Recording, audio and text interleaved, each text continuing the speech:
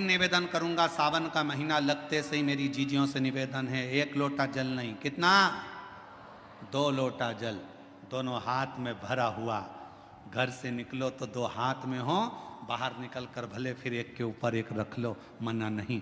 पर शंकर के मंदिर में जब पहुंचो, दोनों हाथ में जल हो और शिव जी के ऊपर दोनों धार एक साथ, बाबा के धार जल की 2 एक साथ लगना चाहिए और शिव जी से अपने मन की प्रार्थना करना चाहिए, शिव स्वीकार करें। भागीरथ जी ने तप करा, शिव जी का कैलाश नहीं हिला। साधना करी, शिव जी का कैलाश नहीं हिला। तप साधना से शिव का धाम नहीं हिला, क्योंकि शिव तप से, शिव साधना से, शिव तपस्या से, शिव तुम्हारी साधना से जितनी जल्दी प्रसन्न नहीं होते, तप से जितनी जल्दी प्रसन्न नहीं होते, भगवान शंकर तुम्हारी यार साधना से जितनी जल्दी प्रसन्न नहीं होते, मेरा देव अधिदेव महादेव उतनी जल्दी 1 लोटा जल से प्रसन्न हो जाता। 1 लोटा जल, सारी समस्या का हल। जम के बोलो जरा, 1 लोटा जल। ये भगवान शिव को प्रसन्न करने का सबसे सुंदर तरीका है। तुम शिव जी को चिरौंजी का भोग लगाओ ना लगाओ, खड़ी शक्कर लगाओ ना लगाओ, तुम शंकर भगवान को बेलपत्र चढ़ाओ ना चढ़ाओ, तुम शिव जी को कुछ दो चाहे ना दो, भगवान शंकर को तुम श्रीफल दो चाहे मत दो, पर शिव जी को केवल 1 लोटा जल दे।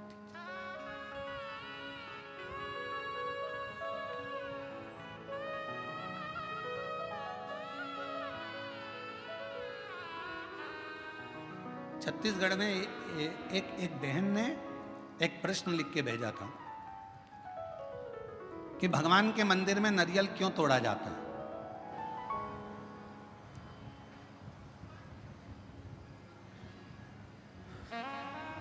छत्तीसगढ़ का प्रश्न है, मुझे उम्मीद है महाराष्ट्र की जीजियां उत्तर दे देंगी। मेरे जीजा उन भी बोल सकते हैं, भगवान के मंदिर में नारियल क्यों तोड़ा जाता है। तो छत्तीसगढ़ के निकुंभ का यह प्रश्न था, क्यों तोड़ते हैं भगवान के मंदिर में नारियल, क्यों तोड़ा जाता है, क्यों तोड़ा जाता है। भाई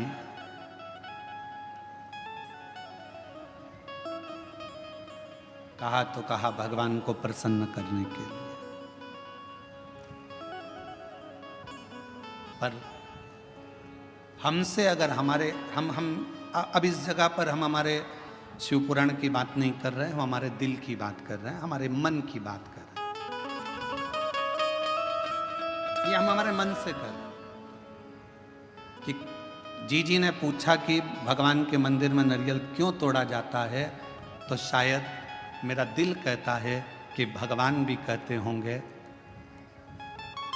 तू मेरे मंदिर में नारियल तोड़ ले पर अपने घर को मत टूटने देना, तू मेरे मंदिर में नारियल तोड़ ले पर अपने राष्ट्र को मत टूटने देना, तू मेरे मंदिर में नारियल तोड़ ले पर अपने सनातन को मत टूटने देना, वो नारियल के रूप में स्वीकार। ये मेरा दिल कहता है।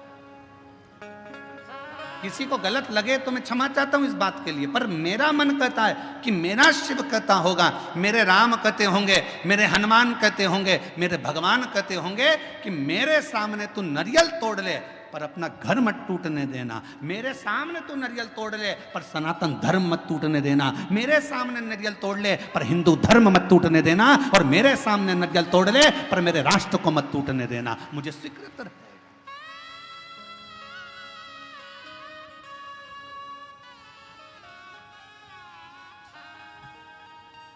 मुझे नारियल का टूटना स्वीकार है पर सनातन धर्म का टूटना स्वीकार नहीं है। मुझे नारियल का टूटना स्वीकार है पर मेरे हिंदू धर्म का टूटना स्वीकार नहीं है। मुझे नारियल का टूटना स्वीकार है पर अपने भारतवर्ष को टूटना स्वीकार नहीं है। मुझे ये चलेगा। तो मेरा दिल कहता है कि भगवान, नारियल टूटने का एक क्रम, शुभ कार्य में नारियल क्यों फोड़ा जाता है कि जो भी तकलीफ हो, कोई कष्ट हो, मेरा बाबा स्वीकार करना, ये हमने इसको दे दिया, जो भी था उसको प्रदान कर।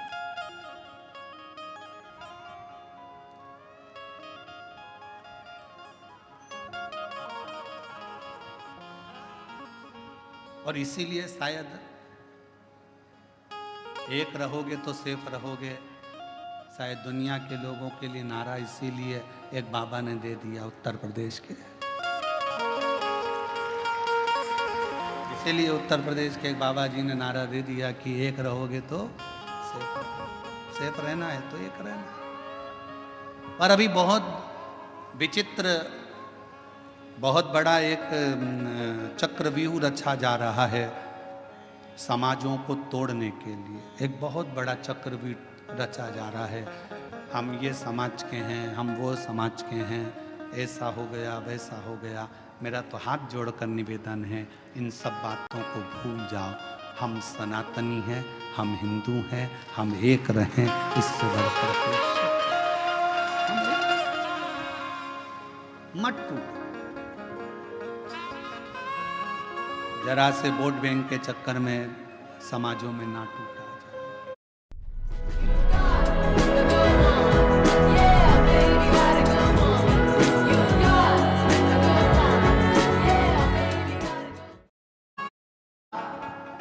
शिव महापुराण की कथा, विष्णु पुराण की कथा, अग्नि पुराण की कथा, नर्मदा पुराण की कथा, लिंग पुराण की कथा, नारद पुराण की कथा, ब्रह्म विवर्त पुराण की कथा, बरहा पुराण की कथा, कुर्म पुराण की कथा, जितनी भी कथा निकालोगे सारी कथा में एक चरित्र आएगा। ब्रह्मा जी सृष्टि की रचना भगवान शिव के कहने पर करते हैं। सृष्टि की रचना करने पर ब्रह्मा अपनी जंघा से मनु शत्रुपा को प्रकट करते हैं और वो मनु और शत्रुपा की संतान आप और हम आज तक हैं। एक ही संतान है, मनु और शत्रुपा की औलाद आप और हम हैं। हमें यह पैदा नहीं करा गया कि तुम ब्राह्मण थे कि क्षत्रिय थे कि वैश्य थे कि शूद्र थे। उसने तो हमें मनुष्य बनाकर पैदा करा था, भगवान ने अपना बनाकर पैदा करा था। और जब भी माँ और बाप अपने बच्चे को जन्म देते हैं तो ये सोच कर जन्म देते हैं कि मेरा बेटा एक दिन मेरा नाम रोशन करेगा, एक दिन मेरा बेटा मेरे पद चिन्हों पर चलेगा। भगवान अपने माता पिता अपने बच्चे को इसलिए जन्म नहीं देते कि मेरा बेटा कोई ऐसा कार्य करेगा, गलत कार्य करेगा, बेकार करेगा। ना ना ना, वो उसने जन्म अच्छे कर्म के लिए दिया, श्रेष्ठ कर्म के लिए दिया। पर दुनिया के लोग हो सकता है थोड़ा मीठा बोलकर थोड़ा अभी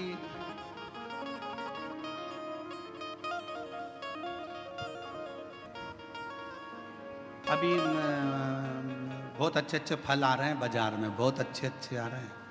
उसमें से एक मैंगो आम, जामुन,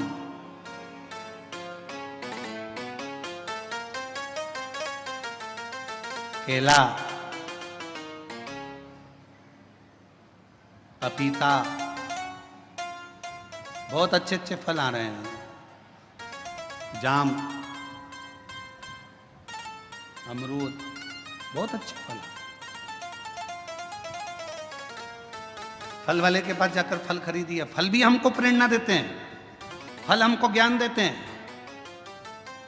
थोड़ा खट्टा फल होगा ना, अच्छा है ले लो। ज्यादा मीठे के चक्कर में पड़ोगे ना, मीठा तो रहेगा पर फल के अंदर कीड़ा पड़ा रहेगा। फल मीठा है पर जितना मीठा फल होता है उतना अंदर से सड़ा होता है।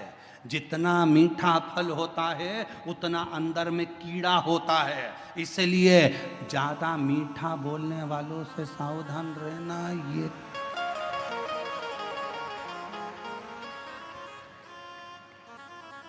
सावधान इंडिया, सावधान। पपीता दुकान वाला कह रहा बहुत मीठा, बहुत मीठा, बहुत मीठा। तुम लेके आ गए, अंदर से सड़ा था। आम इतना मीठा, इतना मीठा। थोड़ा खट्टा आम लाती ना, सड़ा नहीं रहता, क्योंकि जिसकी बाड़ी थोड़ी सी कड़वी रहती है ना, तो उसके अंदर खटास में अंदर कीड़े नहीं रहते।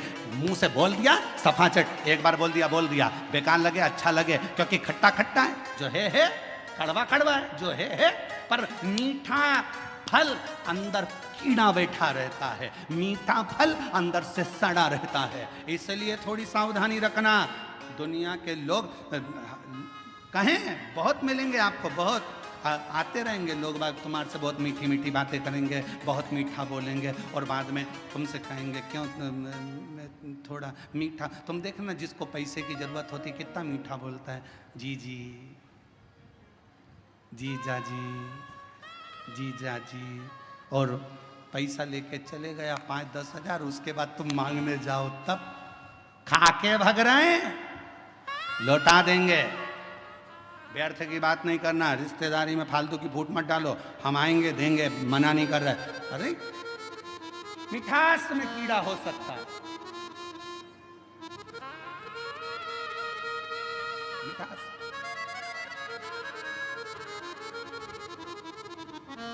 पर खटास में कीड़ा नहीं हो सकता। सावधान रहें, थोड़ा सतर्क रहें, सतर्क होना जरूरी है।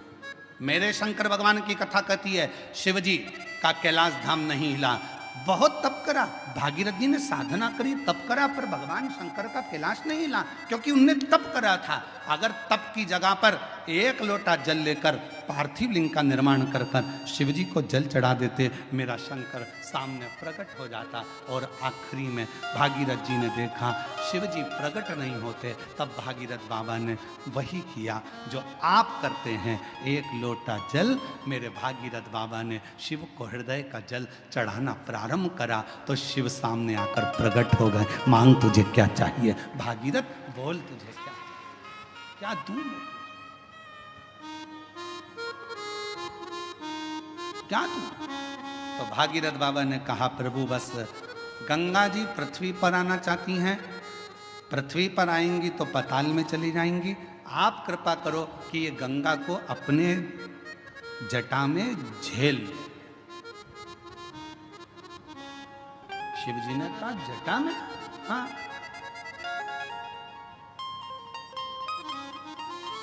कितने चतुर थे भागीरथ जी, उन्होंने गंगा जी को हाथ में झेलने का नहीं बोला, उन्होंने गंगा जी को हृदय में झेलने का नहीं बोला, उन्होंने गंगा जी को सिर पर झेलने का, जटाओं में झेलने का बोला। क्यों? क्योंकि भागीरथ बाबा जानते थे हृदय में शिव के माँ गौरा विराजमान है, हाथों में शिव के, शिव भक्तों की डोर थमी हुई है, सिर पर अगर गंगा बैठ गई तो शिव भक्तों का भी कल्याण करेगी और जगत का भी कल्याण करेगी। सिर पर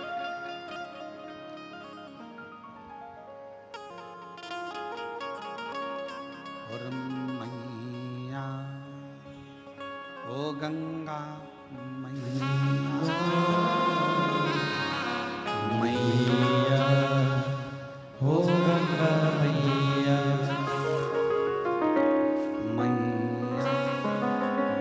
गंगा मैया,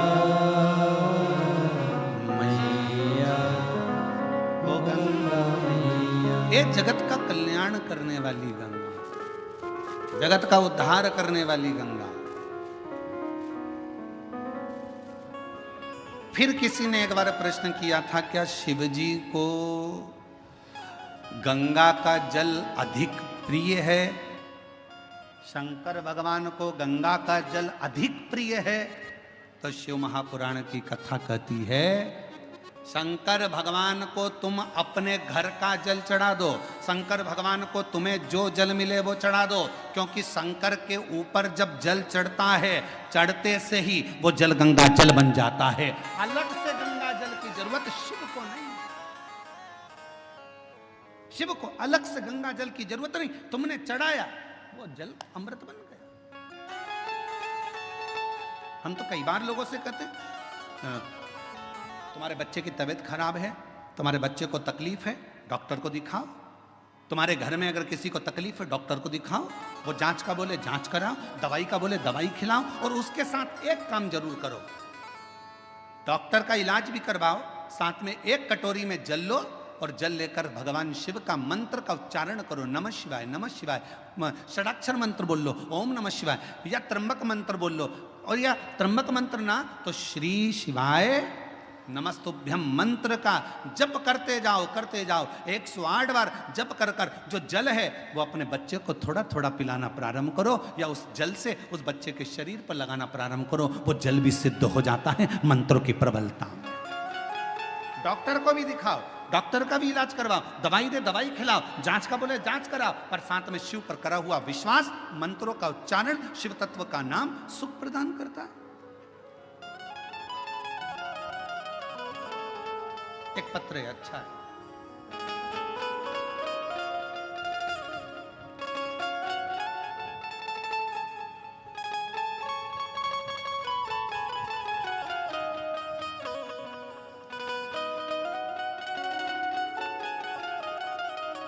दिव्या गुलाब सिंह राजपूत, जन्म दिनांक 22/7/2008, मुकाम पोस्ट जय सिंह नगर, महाराणा प्रताप, तालुका गंगापुर, जिला छत्रपति संभाजी नगर। मोबाइल नंबर ये है। कहीं बैठी हो? आप ही हैं? बच्ची आई है साथ? आ जाओ, ले आओ। मैं दिव्या राजपूत, बाबा की कृपा से मेरी जन्मजात एक बीमारी है किडनी की। मेरी एक किडनी पूरी बेकार है और दूसरी किडनी मेरी 20% काम कर रही है। डॉक्टर ने कहा था कि सिर्फ 2 साल तक जीवित रह सकती है, पर शिवजी पे भरोसा कर कर आज तक जीवित हूं। ये मेरे शंकर की करुणा है, मेरे शिव की उदार। गुरुदेव, पहली किडनी तो थी नहीं, दूसरी भी 20% ही बची थी, तो डॉक्टर ने मुझे 2 साल दिए थे कि अब तुम 2 साल से ज़्यादा नहीं रहो, पर बाबा की कृपा से मैं जीवित हूँ, अच्छी हूँ। गुरुदेव, मैं हर जगह कथा में पहुंची। गुरुदेव, कथा में आने का मेरा केवल एक ही काम था, क्योंकि मुझे डॉक्टर ने डायलिसिस पर डाल दिया था और डॉक्टर ने कह दिया था कि डायलिसिस चलेंगे। अब मन करता था कि डायलिसिस की जिंदगी क्या जिंदगी। तब किसी ने कहा कि अगर पंडाल में बैठकर शिव महापुराण की कथा सुनी जाए, शिवजी को 1 लोटा जल चढ़ाया जाए, तो उसका फल जरूर मिलता है। और बाबा की ऐसी कृपा हुई, मैंने नागपुर, सीहोर, छत्रपति संभाजी नगर में कथा को सुना और वेजापुर पंडाल में भी कथा सुनने के लिए आई हूँ। बाबा, डायलिसिस की बात आई, कथा सुनने के बाद, शिवजी पे जल चढ़ाकर बेलपत्र लेने के बाद फिर मैं वापिस डॉक्टर साहब के पास डायलिसिस की जांच के लिए पहुंची, तो डॉक्टर ने कह दिया तुम्हारी रिपोर्ट पूरी नॉर्मल आ गई है, अब तुम्हें डायलिसिस की जरूरत नहीं है। पत्र को आप लोग देख सकते हो, पूरी रिपोर्ट नॉर्मल आ गई है, अब तुम्हें डायलिसिस की जरूरत नहीं है। मैं बाबा को यहाँ प्रणाम करने के लिए आई, मैं बाबा को नमन करने के लिए। और तेरी कृपा का क्या है भरोसा, कब किस पर हो जाए, जरा सी हम पर कर दो, ओ जरा सी हम पर कर दो। एक पत्र और है, अच्छा। मेरी कृपा का क्या है भरोसा, कब किस पर हो जाए, जरा सी हम पर कर दो, ओ जरा सी हम पर कर दो। मुकाम गंगा सागर नामदेव, धूलिया डोंगर गांव, तालुका पाथरी, जिला परभणी। डोंगर गांव में हम रहते थे और डोंगर गांव में रहते रहते हमारे को बच्चे तो हुए, पर बच्चे शांत हो गए, जीवित नहीं रहे। गुरुदेव, हम वहाँ रहने के बाद में डॉक्टरों से इलाज करवाते रहे। 10 साल तक जालना में ट्रीटमेंट चालू रखा, पर उसमें भी कोई सफलता नहीं रखी। 10 साल निकल गए, 12 साल निकल गए, ऐसे वर्ष निकलते चले गए। गुरुदेव, तो भी औलाद का सुख नहीं आया। फिर किसी ने कहा कि एक बार पंडाल में जाकर कथा सुनो। हम पंडाल में जाकर बाबा को कथा सुनने प्रारंभ करा। बाबा से विनय करी, वहाँ की मिट्टी को अपने गर्भ से लगाया और बाबा से झोली पसार कर संतान का सुख मांगा। पशुपति व्रत 2 बार करे, सफेद आंकड़े की जड़ का प्रयोग 2 बार करा और बाबा ऐसी कृपा शिव जी ने कर दी कि मेरा गर्भ ठहर गया। गर्भ ठहरा तो बाद में मालूम पड़ा कि मेरे गर्भ में 1 नहीं 2 बच्चे हैं। और बाबा की कृपा से गर्भ में 2 बच्चे, जानकर समय बीता, बच्चे ने जन्म लिया पर एक बच्चे की स्वास्थ्य ज्यादा खराब रहा तो भी पूर्ण भरोसा शिव जी पर था और बाबा की कृपा से आज मेरा दूसरा बच्चा भी स्वस्थ है। 11 अगस्त 2023 को हमारे यहाँ पर बाबा की कृपा से दोनों बच्चों ने जन्म लिया। शिव जी की कृपा से दोनों बच्चे स्वस्थ हैं। दोनों का फोटो लगा रही हूँ, फोटो आप लोग देख सकते हो। और अगर बच्चे आए हों तो उनको लेकर बेलपत्र लेने के लिए आ सकते हैं। तेरी कृपा का भरोसा कब किस पर हो जाए, जरा सी हम पर कर दो, जरा सी हम पर कर दो। जिस पर भी हो गई तेरी करुणा कृपा वो भव पार हुआ, भव पार हुआ। पापी हो चाहे जितना उसका भी बाबा उद्धार हुआ, उद्धार हुआ। गिद्ध अजामिल गणिका जैसे तेरे मन को भाई, जरा सी हम पर कर दो, जरा सी हम पर कर दो।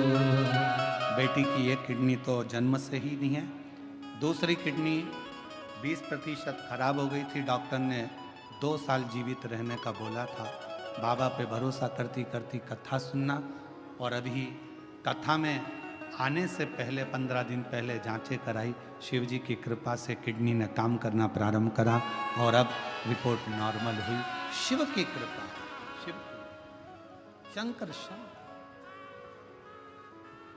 और जिस पर भी हो गई तेरी करुणा कृपा हो भव पार हुआ, भव पार हुआ। पापी हो चाहे जितना उसका भी बाबा उद्धार हुआ, उद्धार हुआ।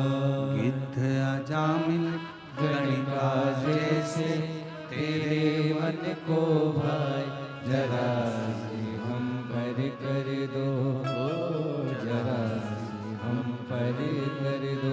तेरी कृपा का क्या है भरोसा कब किस पर हो जाए, जरा सी हम पर कर दो। निवेदन करेंगे। दुनिया की दृष्टि में ये केवल शिव महापुराण की कथा है, पर कोई हमसे पूछे क्यों गुरुजी ये शिव पुराण की कथा है, हम कहेंगे ये केवल कथा नहीं है।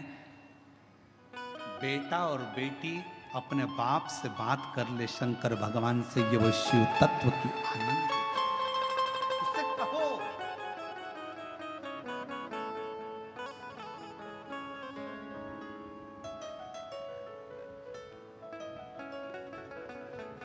आज कथा का 5वां दिन है, कल कथा 6ठे दिन की।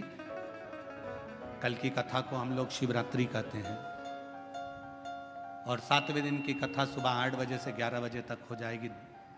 बाबा से तुम आए हो इतनी दूर से बोलने के, टीवी पर तो कथा सुनते ही हो, पर पंडाल में अगर आए हो तो उससे अपने दिल की बात कहकर जाना।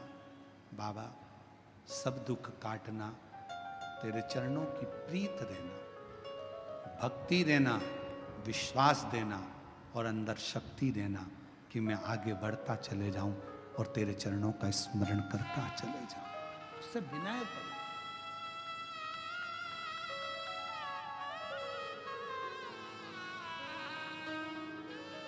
उससे विनय करो, निवेदन करो।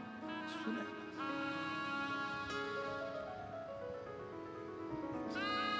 पार्वती मैया ने भगवान शिव जी से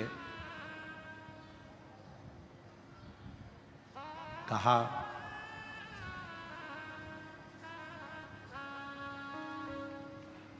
आप गंगा जी को सिर पर क्यों लिए हो? किस लिए? आप सबको मालूम होना चाहिए गंगा जी माता पार्वती जी की बड़ी बहन है।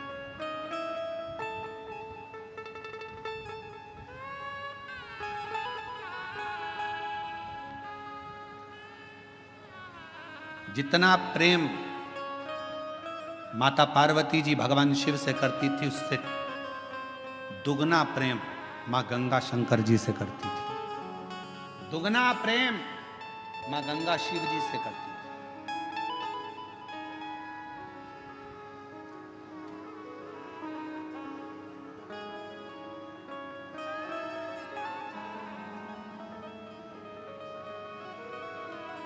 एक दिन पार्वती जी को मालूम पड़ा कि जितना स्नेह मैं करती हूँ, जितनी पूजन मैं करती हूँ, उतनी ही मेरी बड़ी बहन शिव जी से करती है, शिव जी की आराधना करती है, गंगा जी शंकर की पूजन करती है, उतनी। पार्वती जी की सहेली ने पार्वती जी से कहा कि गंगा जी तुम्हारी बड़ी बहन भी शंकर जी को पूजती हैं, पति बनाने के लिए बहुत प्रयास कर रही हैं और शिव जी को पति बनाना चाहती हैं, अनुष्ठान पर अनुष्ठान कर रही हैं, तप साधना कर रही हैं, गंगा जी बहुत पूजन पाठ कर रही हैं, स्मरण कर रही हैं। सहेलियों ने गंगा जी के लिए पार्वती जी के हृदय में कहा, तो पार्वती जी के हृदय में थोड़ी सी क्षुब्धता उत्पन्न हुई। पार्वती जी को लगा कि ये तो गंगा जी को नहीं करना चाहिए, तुम एक काम करो, कल अपन एक काम करते हैं, गंगा जी शिव जी से दूर हो जाए उसके लिए एक प्रयास करते हैं। और पार्वती जी की सहेली के कहने पर पार्वती जी की सहेली ने एक रचना रची और पार्वती जी की सहेली ने रचना रखकर कहा कि मैंने सुना है अगर कोई संत निकल कर जाते हैं और उनके ऊपर अगर पानी डाल दिया जाए, पानी का छींटा दे दिया जाए, तो संत प्रसन्न होकर वर दे देते हैं। गंगा जी ने कान लगाकर सुन लिया कि ऐसा करने से मुझे शिव मिल सकते हैं। सामने से दुर्वासा बाबा जाते हुए नजर आते, एक संत का जाना होता, गंगा जी का पानी का फेंकना होता और फेंकने पर जैसे ही जल फेंका, ऋषिवर को क्रोध आ गया और उन्होंने कह दिया, गंगा तूने एक संत का अपमान करा है, संत का अपमान।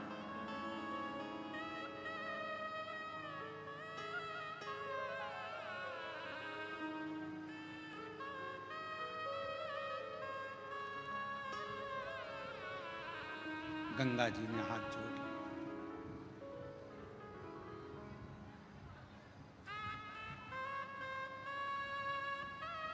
चरणों में मैं प्रणाम करती हूँ, क्षमा करिए, क्षमा करिए, मैं विनय करती हूँ, मुझे क्षमा कर। गंगा मैया ने क्षमा मांगी। समय आया, गंगा जी रोने लगी, आंखों से नीर बहने लगा। भगवान शिव ने जब पार्वती जी के सम्मुख में देखा, क्योंकि गंगा जी को क्रोध आ रहा था पार्वती जी पर कि पार्वती जी ने मुझे शिव जी से दूर करा, ये अपमान संतों का करवाया तो पार्वती ने करवाया, ये सोच लिया गंगा जी ने। तो गंगा जी बोली, पार्वती तूने मेरे साथ ऐसा करा, मैं तुझे श्राप देने को आतुर होती हूं, पर शिव जी ने रोका, पार्वती मेरी अर्धांगिनी बनेगी, इसको श्राप मत दो। गंगा रुको। गंगा ने कहा, पर मैं भी तो आपको प्रेम करती हूं, मैं भी तो आपको स्नेह करती हूं, तो मैं भी तो चाहती हूं आपको। शिव जी कहे, गंगा तुम चिंता मत करो, मेरी जितनी संतान होगी ना गंगा, सब तुम्हारे ही जल से प्रकट होगी, और दुनिया भले अर्धांगिनी मेरी पार्वती होगी, पर गंगा पार्वती अगर मेरे हृदय में रहेगी ना, तो गंगा तू मेरे मस्तक पर विराजमान रहेगी। तू चिंता मत कर, तू चिंता ना कर। क्यों चिंता कर? और भगवान शिव, भगवान ओघड़ रानी शंकर, भगवान भागीरथ जी के कहने पर गंगा मां को अपने सिर पर लेने को आतुर।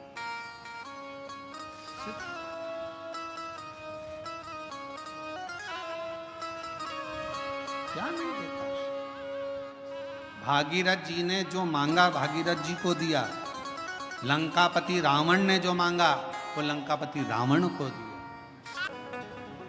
भगवान की अविरल भक्ति एक सीढ़ी है।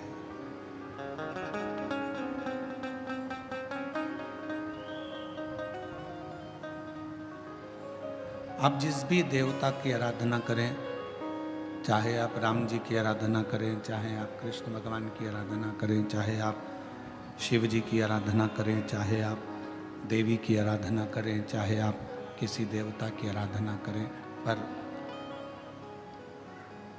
उन परमात्मा तक पहुंचने के लिए भक्ति, विश्वास, श्रद्धा एक सीढ़ी का काम करती है। और यदि वो विश्वास की सीढ़ी नहीं हो, भक्ति की सीढ़ी नहीं हो, भरोसा नहीं हो, तो परमात्मा तक पहुंचना भी कठिन है। छत पर पहुंचने के लिए सीढ़ी की जरूरत पड़ती है।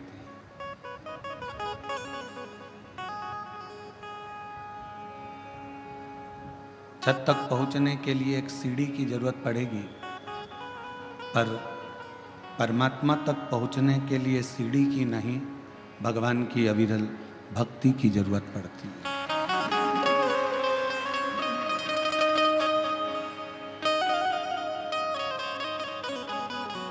यदि भक्ति अपने अंदर है और वो भक्ति का दिखावा नहीं होता, वो भक्ति का कभी दिखावा नहीं होता, भीतर से परमात्मा को भजा जाता है। श्री शिवाय नमस्तुभ्यं, श्री शिवाय नमस्तुभ्यं, श्री शिवाय नमस्तुभ्यं, श्री शिवाय नमस्तुभ्यं, श्री शिवाय नमस्तुभ्यं, श्री शिवाय नमस्तुभ्यं।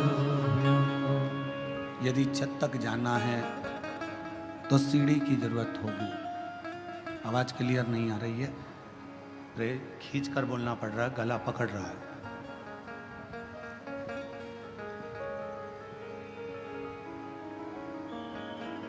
छत तक जाने के लिए केवल सीढ़ी ही चाहिए, पर अगर भगवान तक पहुंचना है, परमात्मा के चरणारविंद तक पहुंचना है, तो सीढ़ी की जरूरत नहीं, भक्ति की जरूरत पड़ेगी। और वो भक्ति क्या?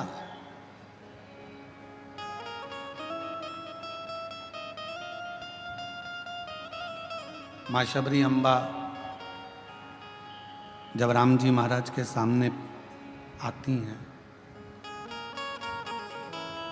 तो मेरे राम जी भी शबरी अम्बा को नवदा भक्ति का ज्ञान देते हैं।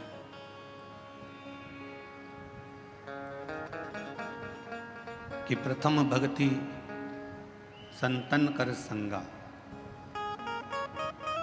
और दूसरी रति मम कथा प्रसंगा।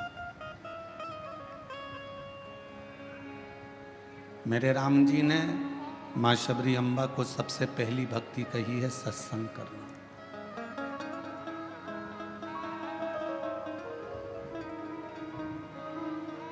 कहाँ द्वारका के राजा भगवान कृष्ण, और कहाँ विदर्भ देश की महारानी राजकुमारी रुक्मणी।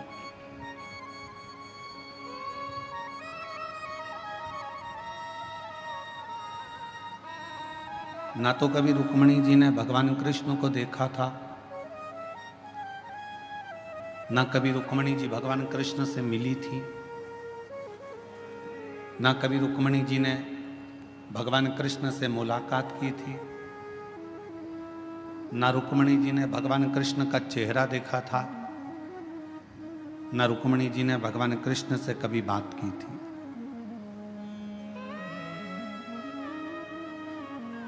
ना कभी मिलना हुआ, ना कभी देखना हुआ, ना कभी मुलाकात हुई।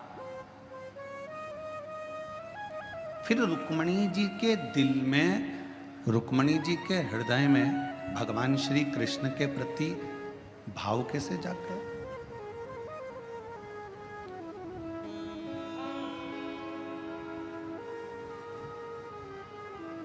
सब्जी लेने जाते हो कभी कभी? उत्तर दो जरा, जम के तो बोलो। जाते हो? जाकर पूछते हो सब्जी का भाव? अरे बोलो तो। क्यों भैया बैंगन क्या भाव है? क्यों भैया शक्कर क्या भाव है? क्यों भैया चने की दाल क्या भाव है? क्यों भैया अरहर की दाल क्या भाव है? सब्जी बिना भाव के नहीं मिलती, किराना बिना भाव के नहीं मिलता, फ्रिज बिना भाव के नहीं मिलता, सोना हीरा चांदी बिना भाव के नहीं मिलती, तो भगवान बिना भाव के कैसे मिल सकते?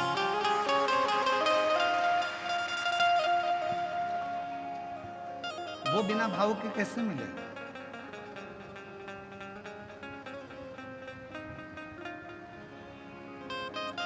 रुक्मणी जी ने भगवान को कभी नहीं देखा था। रुक्मणी जी ने भगवान कृष्ण का दर्शन भी नहीं किया था।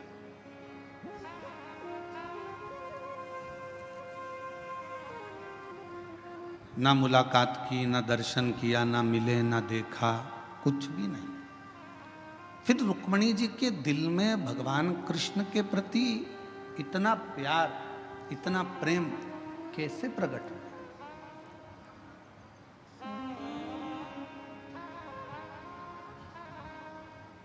वो प्रेम प्रकट होने का कारण क्या था? तो शिव महापुराण की कथा कहती है कि रुक्मणी जी ने सत्संग किया था। प्रथम भक्ति संतन कर संगा, और दूसरी रति मम कथा प्रसंगा। रुक्मणी जी ने क्या करा? अपने पिता भीष्म की गोद में आकर बैठ जाती थी। कोई आता था, आकर कहता था कि भगवान द्वारकानाथ ने पूतना को पछाड़ दिया, तृणावत को मार दिया, अघासुर को मार दिया, बकासुर को मार दिया। भगवान कृष्ण ने गोवर्धन पर्वत अपनी उंगली पर उठा लिया। भगवान कृष्ण ने अनेक अनेक प्रसंग, कोई आता और भगवान कृष्ण के प्रसंगों को सुनाता जाता। जब भगवान कृष्ण के प्रसंग रुक्मणी जी सुनती रहीं, तो अंदर एक प्रेम का भाव जागृत हुआ, एक प्रेम प्रकट हो गया।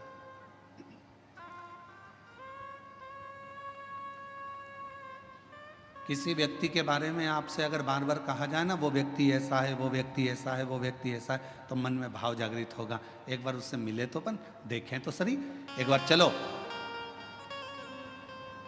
भाव जागृत हुआ।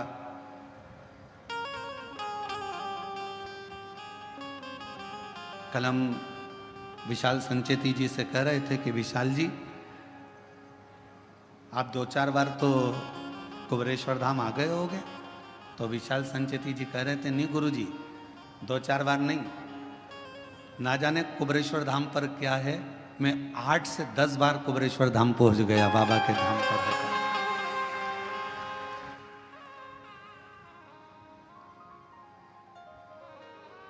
हम सुनते रहे, शिव ऐसे हैं, शिव महापुराण की कथा ऐसी है, कुबरेश्वर धाम ऐसा है, बाबा का धाम ऐसा है। हम बार बार सुनते हैं तो हमारे मन में मिलने की एक आस जागृत हो जाती।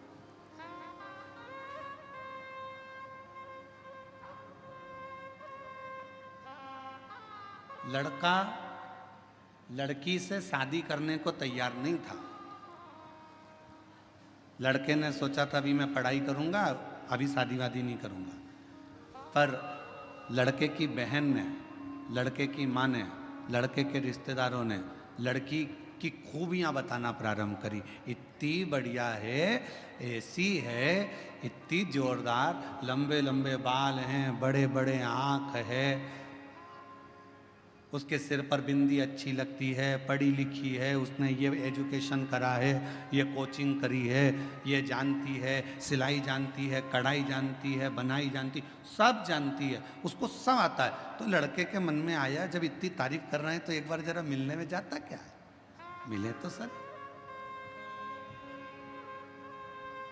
जब लड़की से मिलना हुआ, उसने देखा कि जो घर के लोगों ने कहा था बिल्कुल वैसा ही है, पढ़ी लिखी भी है, मेरे लायक भी है, तो लड़के ने हाँ भर दिया। लड़की से कहा गया तू एक बार मिल तो सही, लड़का ऐसा है वैसा है, ये है वो है, तो उसने कहा मिलते हैं। सुना,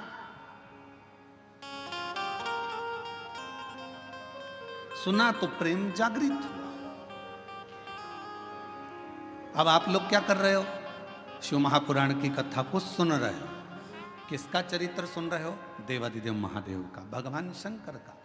जब शिव जी का इतना चरित्र तुम बेजापुर में सुन लिए, कहीं तुम छत्रपति संभाजी नगर सुन लिए, तुम नासिक में सुन लिए, तुम मालेगांव सुन लिए, जब तुम बार बार शंकर जी का चरित्र सुनते जाओगे, सुनते जाओगे, सुनते जाओगे, तो अंदर से उससे मिलने की तमन्ना बढ़ती चली जाएगी। एक बार जरा शंकर जी से मिलूं तो सही, कि उनकी कथा इतनी सुंदर है तो वो कितना सुंदर होगा, ये विचारणीय बात।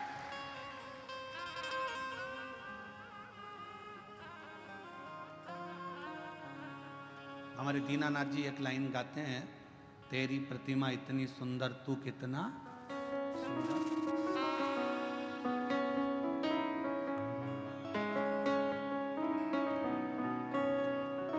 जिसकी रचना इतनी सुंदर, वो कितना सुंदर होगा,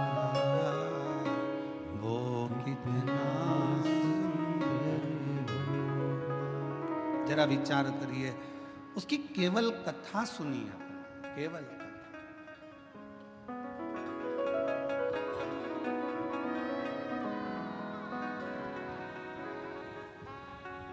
रुक्मणी जी ने केवल भगवान कृष्ण के विषय में सुना था, और फिर रुक्मणी जी का विवाह शिशुपाल के साथ जब पक्का किया तो रुक्मणी जी ने पत्र लिख दिया कि सतगुरु मेरो संदेश हरि से जा सुना दे, मेरी नैया पड़ी है मझधार, गुरु जी उसे पार लगा देना। पत्र लिख दिया, पत्र लेकर ब्राह्मण देवता को भेज दिया। द्वारकाधीश के पास पत्र पहुंच गया। द्वारकानाथ ने कह दिया कि रुक्मणी जी से कह दो कि श्रृंगार करके जगदम्बा के मंदिर पहुंच जाए, मैं तुझे लेने के लिए पहुंच जाऊंगा।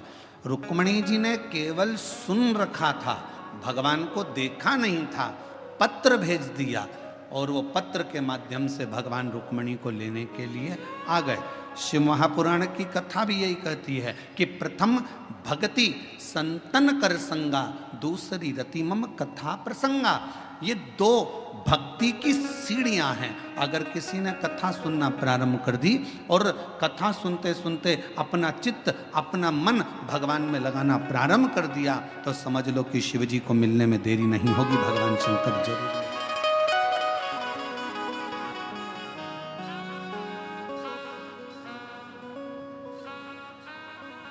और शंभु शरण पड़ी मांगो घड़ी रे घड़ी, दुख आटो दया करी दर्शन आपो।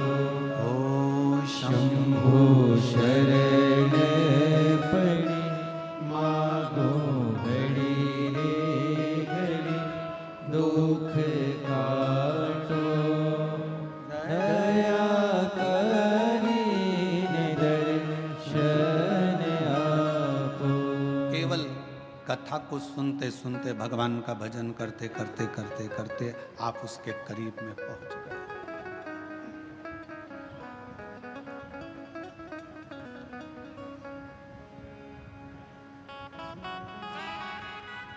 सीढ़ी का काम है छत तक पहुंचाना।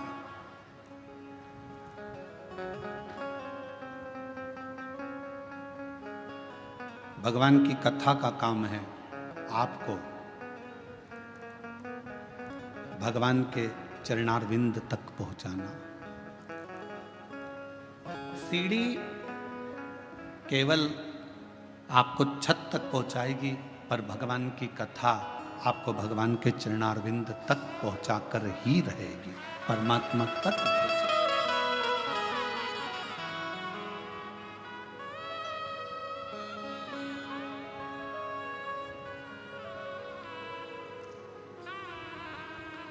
जब हम संत ज्ञानेश्वर मावली जी के यहाँ कथा करने के लिए बीड़ में आए, तो आप में से कई लोग आए होंगे बीड़ में कथा में भी। तो संत ज्ञानेश्वर मावली जी के यहाँ कथा में जब बीड़ में पहुँचे तो वहाँ पर एक बच्चे ने एक प्रश्न किया, और वो वहीं बीड़ का रहने वाला था। सोनी जी के कोई परिचित थे बीड़ वाले, उनके परिचित में था। उसने कहा, गुरुजी आपके कितने दोस्त हैं?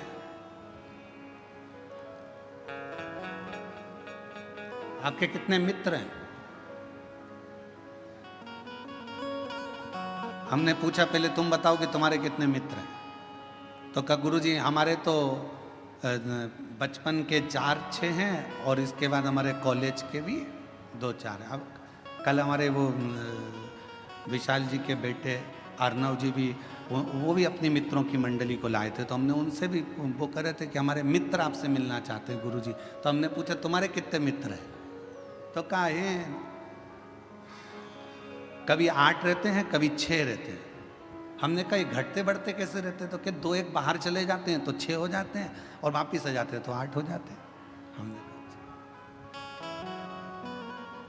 अब बीड़ में संत ज्ञानेश्वर मावली जी के यहाँ जब कथा करने के लिए पहुँचे, बीड़ में महादेव महाराज जब कथा कराए, तो वहाँ पर एक प्रश्न बीड़ के एक बच्चे ने पूछा कि आपके मित्र कितने, आपके दोस्त कितने?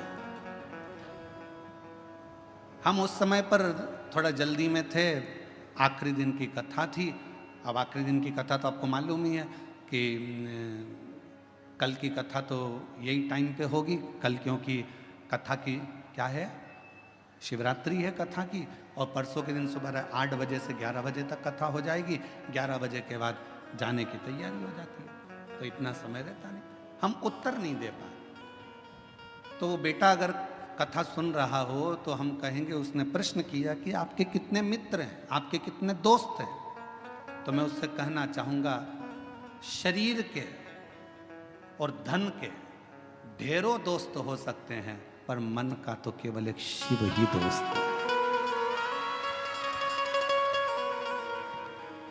इस मन का, तुम्हारे पास में धन बढ़ता जाएगा तो आपके दोस्त बढ़ते चले जाएंगे, मित्र बढ़ते चले जाएंगे, सखा बढ़ते चले जाएंगे, रिश्तेदार बढ़ते चले जाएंगे, पहचान वाले बढ़ते चले जाएंगे।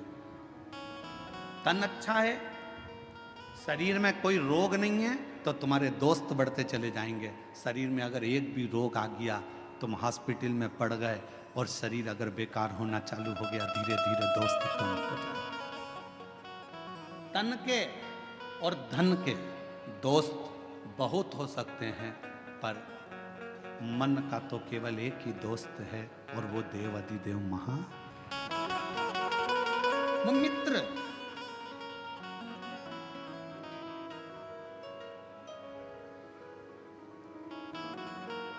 तन के और धन के दोस्त भले तुमको निभाएं ना निभाएं, तन का मित्र भले तुम्हें निभाए ना निभाए, धन का मित्र तुम्हें निभाए कि ना निभाए, पर मन का जो मित्र होता है, जैसे भगवान कृष्ण के मित्र थे सुदामा।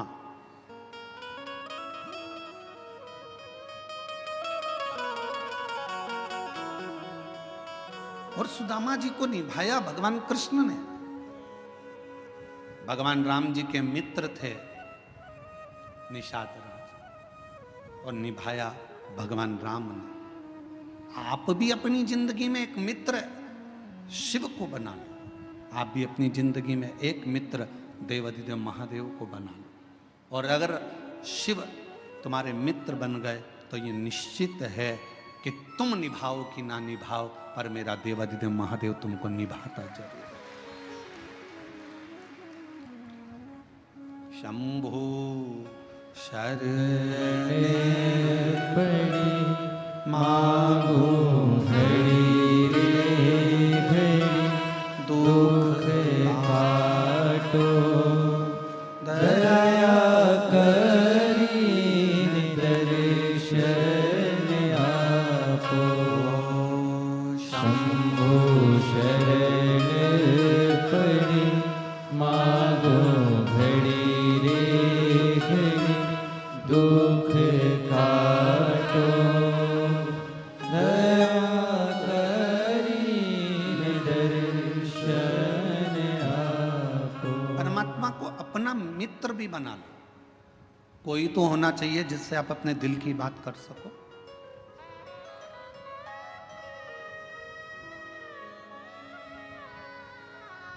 और तुम निभाओ ना निभाओ, वो निभाना जानता है।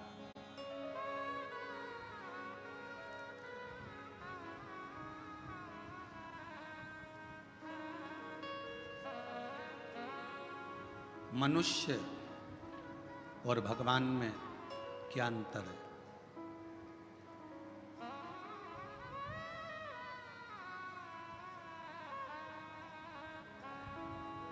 मनुष्य और भगवान में क्या अंतर है? मानव में और परमात्मा में क्या अंतर है? शिव महापुराण की कथा कहती है मनुष्य और भगवान में एक सबसे बड़ा अंतर यह है कि भगवान गलती नहीं करता और मनुष्य गलती पर गलती करता ही रहता है। जिस मानव से, जिस मनुष्य से पृथ्वी पर जन्म लेने के बाद अगर गलती नहीं हो रही है तो समझ लेना कि वो मनुष्य ही नहीं है। मानव का शरीर गलती का पुतला होता है। इसमें थोड़ी थोड़ी गलतियां तो जीवन में मानव के शरीर में होती ही रहती है। सास बहू को चिल्ला कर कह दे तूने फिर गलती कर दी, बहू को कह देना चाहिए मम्मी मनुष्य हूं ना, इंसान हूं ना, तो गलती तो होगी। और आप अगर भगवान हो ना सासू जी तो माफ करना चालू कर दो। मैं इंसान हूं, आप भगवान हो, माफ करते हो। आप अगर भगवान हो तो माफ कर दो। और अगर आप भी इंसान हो, आप भी जब बहू बनकर आई थी, जो गलती मैं कर रही हूं आपने भी अपने बहू के जमाने में करी होगी। हो सकता है मैं सोकर लेट उठ रही हूं तो जब तुम नहीं आई थी ना मम्मी, तब तुम भी हो सकता है कि लेट उठती होगी। भगवान हो तो माफ करना सीखो। और अगर मैं जैसी हूं, मैं भी एक गलती का पुतला हूं, आप भी गलती का पुतला हो। गलती मनुष्य से होती है, मेरे से भी गलती हुई है, आपसे भी गलती हुई है, तो अपन एक जैसे हैं। इसलिए अपनी जिंदगी में परमात्मा के भरोसे छोड़ते चलो। जो गलतियां हैं वो परमात्मा माफ करता रहेगा। आप अपने जीवन को जीते चलो, जीवन जियो।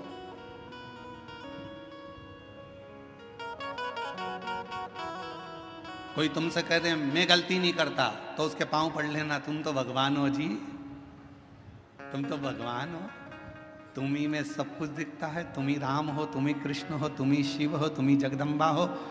जो कहे तुमसे कि मैंने जिंदगी में कोई गलती नहीं करी, समझ लेना उसको पांव पकड़ कर कह देना कि तुम भगवान हो। परंतु हम तो इंसान हैं, आज भी गलती कर रहे हैं और आगे भी गलती करेंगे, क्योंकि मनुष्य का शरीर मिला है ये पूर्ण परमात्मा बनने के लिए नहीं मिला, इंसान को इंसान बनने के लिए मिला। मेहनत करोगे, परिश्रम करोगे, उन्नति की सीढ़ी पर चढ़ोगे, आगे बढ़ोगे तो कोई ना कोई गलती हो जाएगी, ठोकर लगेगी तो संभलोगे।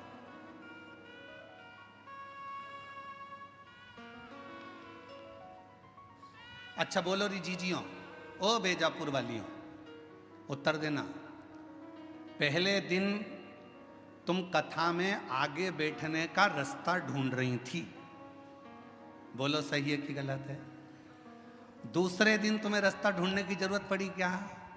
तुमको मालूम था इधर से शॉर्टकट है, खेत में से निकल के उधर से कूद के इधर से आके इधर से भराना है और यहां जाके बैठ जाए, जगह क्लियर।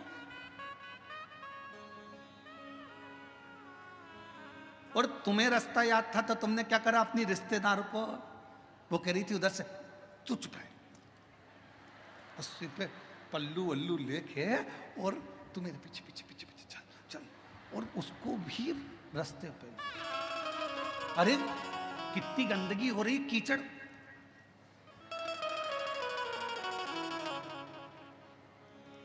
चल इतनी और घुमाती फिराती कीचड़ में, और उसकी भी चप्पल हो गई कीचड़ में। चप्पल को जान दे चूल्हा में, तू चल। और चप्पल रख ली झोला में और कथा में आगे लाकर बिठा दिया। जब दोनों चली तो फिर सहेली ने कहा, कितनी जोरदार जगह मिल गई थी ना बैठने के लिए, इतनी अच्छी जगह, ये तो सोचा ही था। अब चप्पल तो जैसे ही कथा पूरी हुई रोड पे निकली और निकलते सी पानी की बोतल में चप्पल घिस घुसा के तैयार करके पाँव में पहन के फिर पल्लू। अब जरा विचार करिए, पहले दिन जगह ढूंढने में थोड़ा परिश्रम लगा, दूसरे दिन तुम्हें खुद जगह मिल गई, तीसरे दिन तुम अपनी सहेली को भी बिठा ली, चौथे दिन अपने परिवार वालों को भी बिठा ली और जगह तुम्हारे पास हो गई। एक सच्चा भक्त, भगवान शिव का एक परम भक्त ऐसा ही होता है। पहले संघर्ष की जिंदगी जीते जीते मंजिल तक पहुंचता है, फिर सबको उस स्थान तक पहुंचा देता है कि ये स्थान मैंने देखा है, ये शिव का धाम मैंने देखा है, ये भगवान का नाम मैंने देखा है, चलो यहाँ चलकर बैठते हैं, चलो यहाँ चलकर स्मरण करते हैं।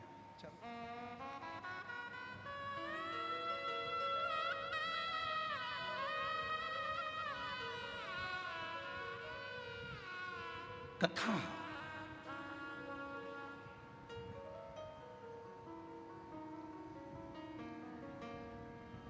कोई तुमसे कहे कि मैंने जिंदगी में कोई गलती नहीं करी, कह देना तुम भगवान हो,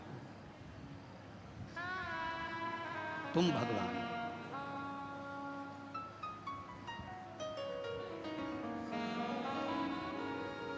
और तुम गलती नहीं करे हो, तुम भगवान हो सकते हो, पर मैं तो इंसान हूं, मनुष्य।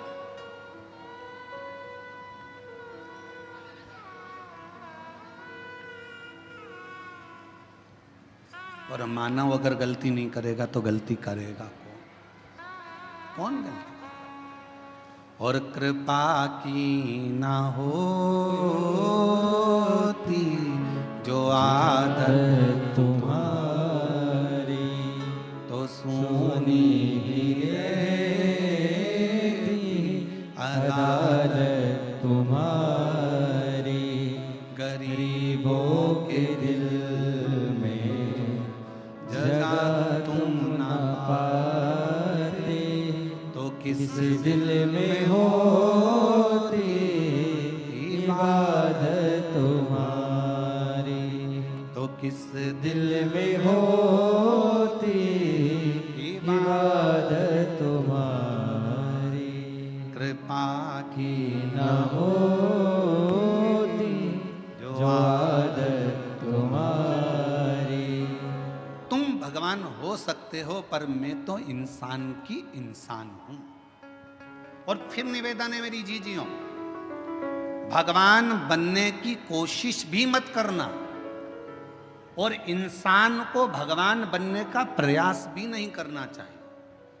इंसान को इंसान रहने दो, इंसान को इंसान। आज के जमाने में बहुत, कलिकाल में बहुत आडंबर हो रहा है, लोग हर इंसान को भगवान बनाए जा रहे हैं, और इंसान भगवान बन बन के बैठ जाता है। लोग कहते हैं वो भगवान जैसा, वो भगवान जैसा। नहीं, इंसान को इंसान रहने दो और भगवान को भगवान रहने दो। उसको भगवान रहने दो और तुम इंसान। भगवान मत बनना।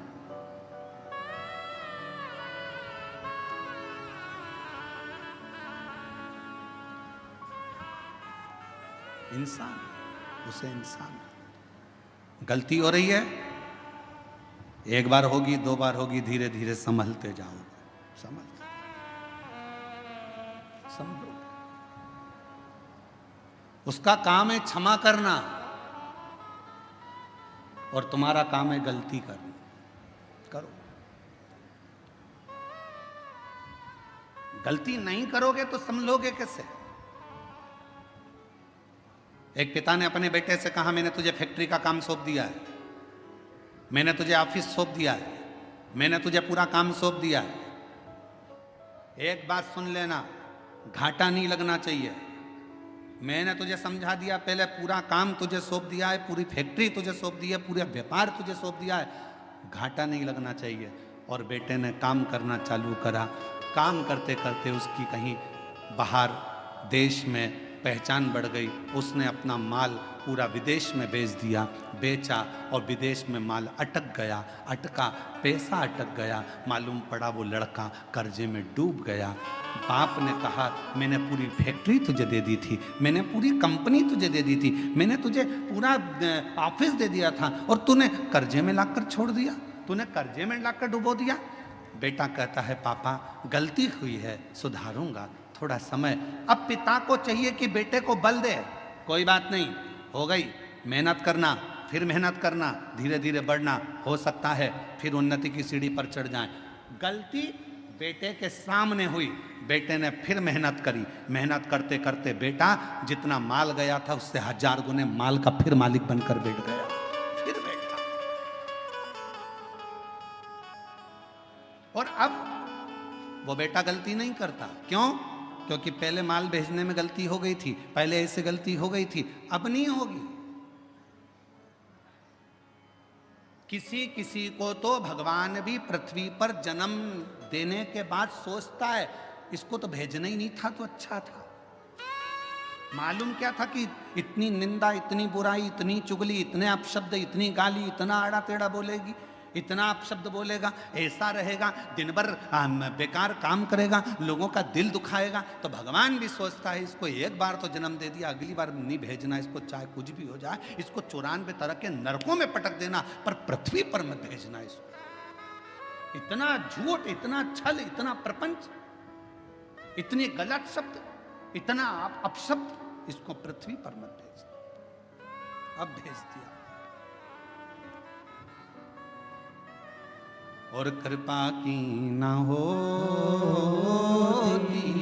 जो आदत तुम्हारी, तो सोनी ही रहती अदालत तुम्हारी। गरीबों के दिल में जगह तुम ना पाते, तो किस दिल में होती इबादत तुम्हारी, तो किस दिल में होती इबादत तुम्हारी। हो जाए गलती, हो जाए तो कोई बात नहीं, पर भगवान नहीं बनना अपन को, अपन इंसान के इंसान।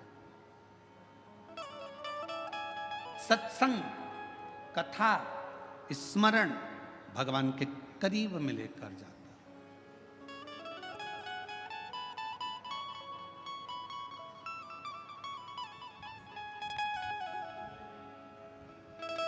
और ले गया।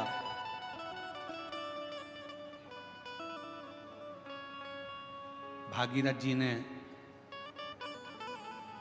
60,000 काकाओं के उद्धार के लिए गंगा को पृथ्वी पर लाने के लिए तप करा। भागीरथ गंगा पृथ्वी पर आती नहीं है। क्यों? क्योंकि मैं अगर पृथ्वी पर चली गई तो पाताल में चली जाऊंगी। गंगा को झेलने वाला, गंगा को संभालने वाला कोई कोई नहीं। गंगा पृथ्वी पर नहीं आ रही। भागीरथ जी ने फिर तप करा, फिर साधना करी, फिर उपासना करी, और भागीरथ बाबा ने फिर निवेदन करा गंगा जी से कि आपको पृथ्वी पर आओ, पृथ्वी पर आओ। गंगा जी मना करती हैं, मैं नहीं आऊं, मुझे संभालने वाला भी तो कोई चाहिए। भागीरथ जी ने पूछा कि आप पृथ्वी पर नहीं आओगी तो मेरे काकाओं का उद्धार कैसे होगा, मैं क्या करूं कि आप पृथ्वी पर आ जाओ। तो गंगा मैया ने भागीरथ जी से कहा कि एक बार किसी सदगुरु की शरणागति में बैठकर थोड़ा सा सत्संग कर लो, तुम्हें कोई ना कोई तो राह मिल जाएगी। भागीरथ बाबा गुरु बाबा के पास जाकर बैठ गए। गंगा आने को तैयार है, पर मैंने गंगा मैया कह रही है कि मुझे झेलेगा कौन, मैं किससे प्रार्थना करूं। तो संत सतगुरु ने कह दिया कि सत्संग में बैठे हो, इतना याद रखना कि गंगा को झेलने के लिए एक ही है जो झेल सकता है। वो कौन? तो कहा गंगा को झेलने के लिए जिसने अपने पूरी तप और साधना को पूरी जिंदगी में करता रहा हो, वही गंगा को झेल सकता है। और वो देव अधिदेव महादेव है जो गंगा को अपने मस्तक पर झेल सकता है। इसके सिवाय कोई गंगा को झेल पाए ये किसी के बस की बात नहीं है।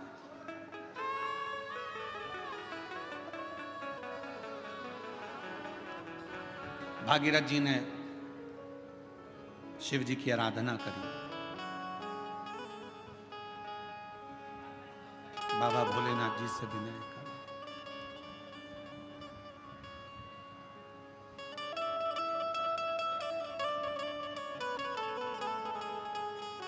महादेव नमन चरणों में स्वीकार कीजिए, सबका किया है मेरा कल्याण कीजिए, उद्धार कीजिए। हे त्रिपुंडधारी, हे त्रिशूलधारी, हे त्रिपुंडधारी, हे त्रिशूलधारी। चरणों में तेरे बाबा जी पावन है चारों धाम, तेरी देव करते वंदना पूजे सीताराम, तेरी देव करते वंदना पूजे है सीताराम। हो जाए पूरी कामना, हो जाए पूरी कामना, उपकार कीजिए, सबका किया है मेरा उद्धार कीजिए, कल्याण कीजिए। हे त्रिपुंडधारी, हे त्रिशूलधारी, हे त्रिपुंडधारी, हे त्रिशूलधारी। आप कुछ कृपा करो। भागीरथ जी ने भगवान शिव की आराधना करना प्रारंभ करी। शिव जी के लिए अखंड तप किया भागीरथ बाबा ने, ऐसी अखंड साधना करी कि भगवान शंकर का कैलाश धाम हिल जाए, पर शिव का कैलाश नहीं हिला। भागीरथ जी ने खूब तप करा, पर शंकर भगवान का कैलाश धाम नहीं हिल पाया, हिला ही नहीं।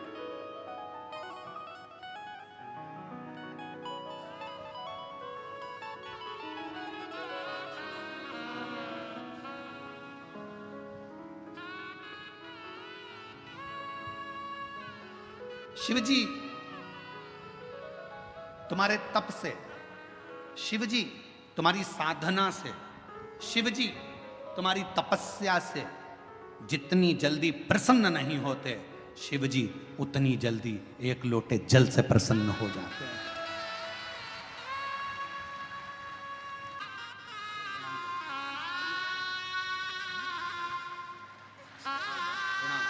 प्रणाम करो, चलिए प्रणाम करो, हाथ जोड़ो, प्रणाम करो, प्रणाम करो, प्रणाम। चलो जाओ, प्रणाम करो, प्रणाम करो,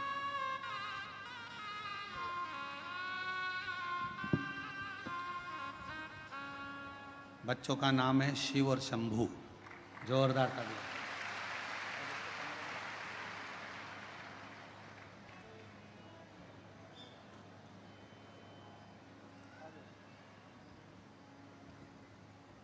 रावण को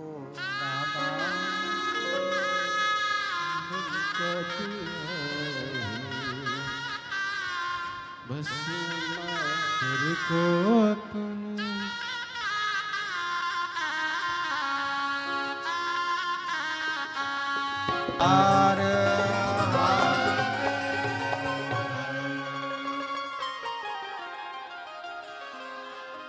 अपने स्थान पर बैठकर भगवान शिव जी से अपने मन का भाव हृदय से प्रार्थना करिए, दिल से निवेदन करिए। बाबा को अपने मन का भाव कहिए और हृदय से बाबा को प्रार्थना करो। जहाँ जगह मिले वहाँ बैठकर शिव जी को अपने मन से भाव से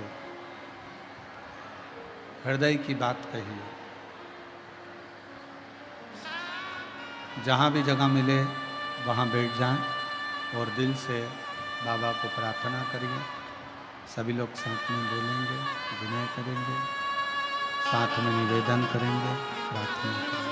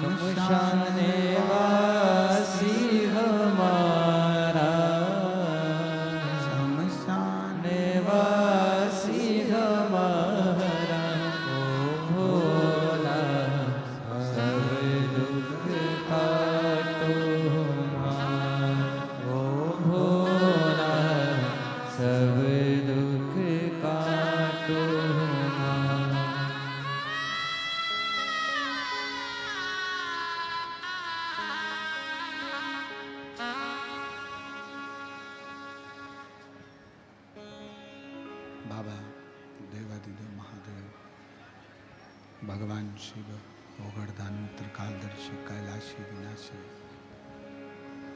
भगवान शंकर की पवित्र कथा कर रही है। शिव महापुराण की कथा वर्णन कर रही है। भगवान शिव ने गंगा को अपने मस्तक पर लिया।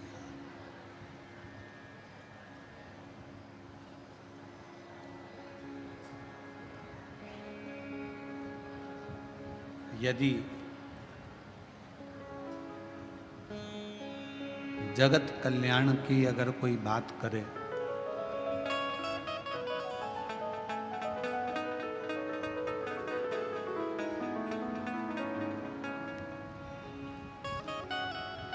दो व्यक्ति होते हैं,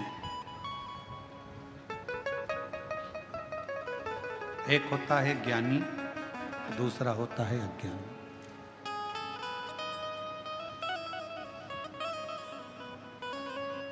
ज्ञानी व्यक्ति की वाणी और अभिमान, अज्ञानी व्यक्ति का अभिमान, दिखावा। एक ना एक दिन सामने प्रकट होता ही है।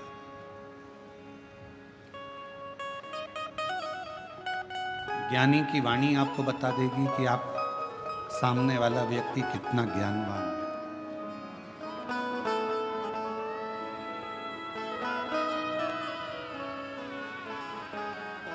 एक विद्वान की निशानी होती है उसकी वाणी। वो वाणी उसकी बता देती है कि इसमें कितनी विद्वत्ता है। बट वृक्ष की छांव बता देती है कि बड़ का पेड़ कितना पुराना है।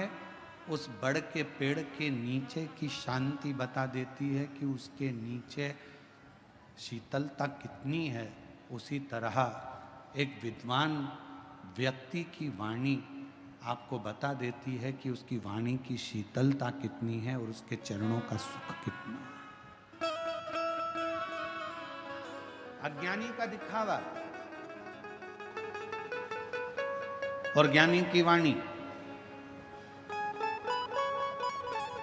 जैसे ही गंगा मैया पृथ्वी पर आ रही थी और भगवान शंकर ने गंगा जी को मुख ऊपर कर कर देखा, तो गंगा कल कल कल कल की ध्वनि कर कर पृथ्वी पर आई।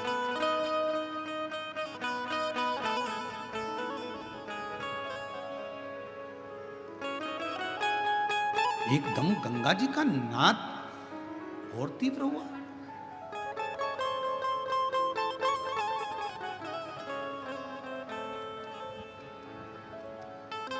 और गंगा जी का नाद एकदम जब तीव्र हुआ तो शिव जी ने फिर शीश को ऊपर करा और गंगा जी को देखा।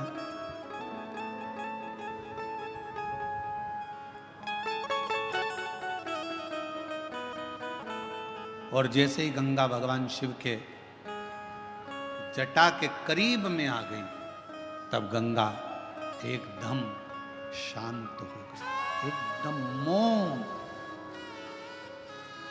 एकदम।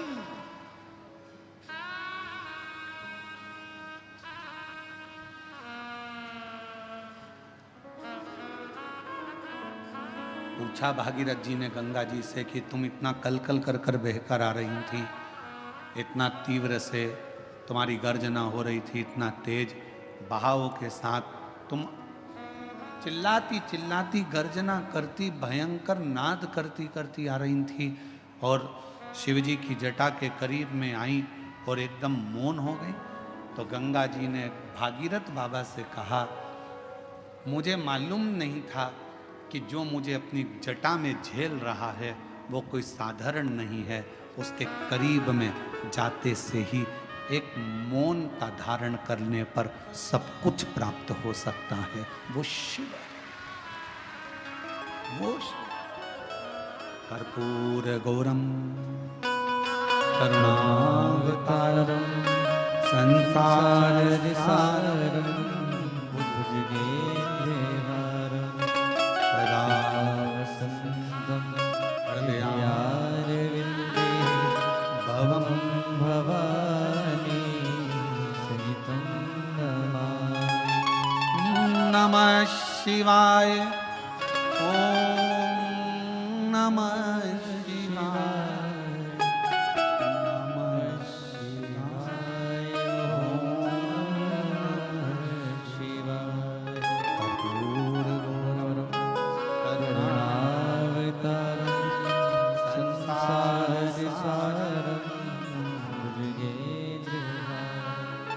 नमः शिवाय। ओम नमः शिवाय। नमः शिवाय। ओम नमः शिवाय। कर्पूर गौरम करुणावतारम संसार सारम भुजगेन्द्रहारम। मुझे पर भी सब मिल सकता। शिव महापुराण की कथा कहती है, भगवान शंकर का चरित्र कहता है, बेलपत्र की छांव में शिव जी के शिवालय में, शमशान में, 3 जगह पर अगर व्यक्ति मौन रहकर शिव को पुकारता है तो शंकर उसके ऊपर करुणा जरूर करते हैं। 3 जगह पर मौन हो जाओ। बेलपत्र की छांव में जब पहुंचो तो थोड़ी देर शांति से चुप बैठकर, अपने हाथ में माला हो तो ठीक, ना माला हो तो कर की माला हो, कर की माला भी ना हो तो घट की माला हो, भीतर से अंदर से ओम नमः शिवाय, ओम नमः शिवाय, नमः शिवाय, नमः शिवाय। भीतर की माला से उसको पुकारो।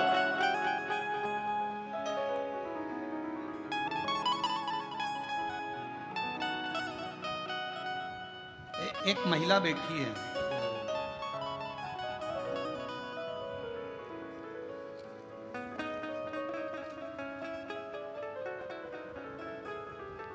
मेरा नाम गोकुल ताराचंद जी राठौड़, मुकाम पोस्ट तहसील, कन्नड़ जिला छत्रपति संभाजी नगर की रहने वाली हूँ। कोटि कोटि प्रणाम करती हूँ। मेरा मोबाइल नंबर ये है। मेरा एक ही बेटा था, उसका नाम दर्शन था।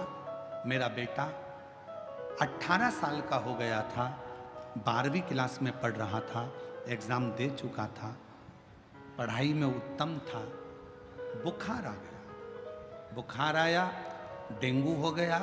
छत्रपति संभाजी नगर के हॉस्पिटल में बताया, बुखार आया, डेंगू हुआ और संभल नहीं पाया और मेरा 18 साल का लड़का मर गया।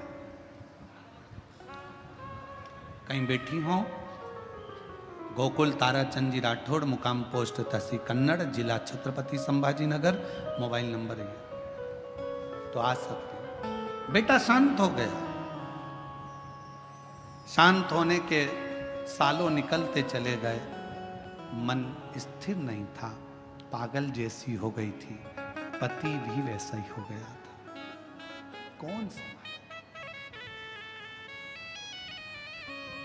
50 साल की मेरी उम्र हो गई। तब मेरे पास में बापू कुलकर्णी जी रहते हैं। उन्होंने मुझसे कहा, आप ऐसी मौन होकर बैठी रहती हो, एक काम क्यों नहीं करती? वो सियोर वाला महाराज कथा कहता है, तुम टीवी पर क्यों नहीं सुनती? मेरा बेटा मर गया, सालों हो गए, 18 साल का तो वो चले गया और सालों उसके मरे हुए हो गए, क्या सुनो? तुम दिल तो लगाओ शिव जी से, कथा तो सुनो। कथा सुनना प्रारंभ करा, फिर मन में आया कि सियोर वाला महाराज कहता है कि कथा जहां हो और तुम्हारे नजदीक में हो तो वहां के पंडाल में जाकर अगर कुछ मांगोगी तो मिलेगा जरूर। पति से जिद करी और पंडाल में चली गई, कथा सुनी, बाबा से प्रार्थना करी।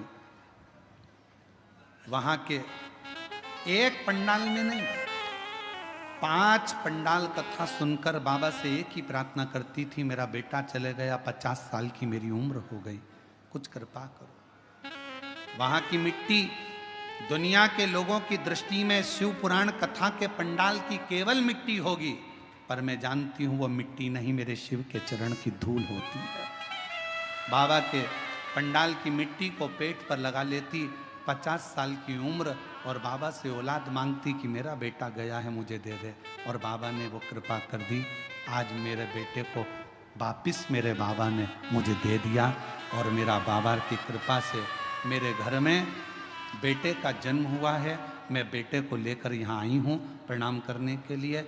जो 18 साल का लड़का गया उसका भी फोटो लगा रही हूँ, और जो दूसरा बेटा जन्मा उसका भी फोटो लगा रही हूँ। LED पर दोनों के फोटो, आप पहले 18 साल का जो लड़का चले गया उसका फोटो देखें, और फिर दूसरा फोटो जो बाबा ने 50 साल की आयु में बेटा दिया है उसका दर्शन करें। उस बेटे को जो 50 साल की आयु में।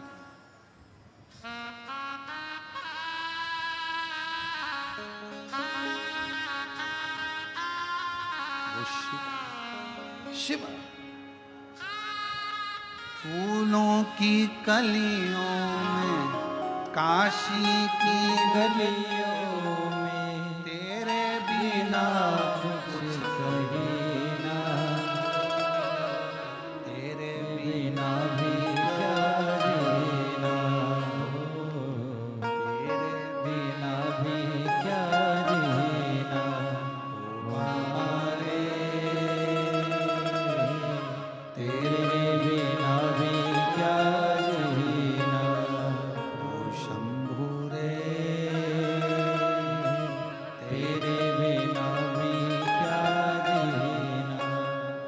फूलों की कलियों कलियों में, काशी की गलियों में, फूलों की गलियों में, काशी की गलियों में, तेरे बिना कुछ कहीं ना,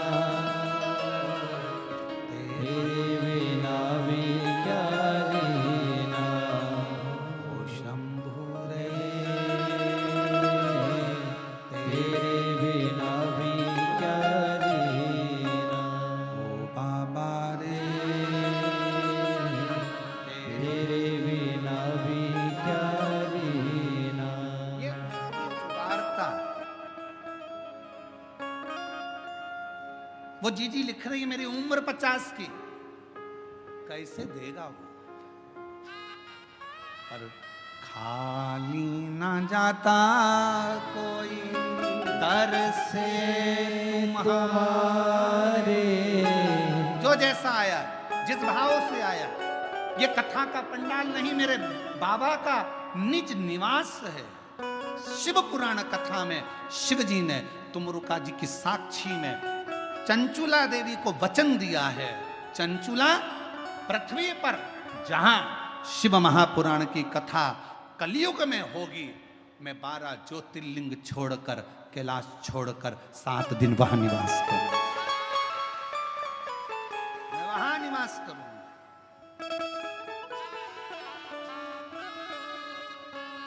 और जो जैसी भावना लाया वो ऐसा ही भल पाया, नहीं खाली उसे लौटाया, वो मन ही मन हर्षाया।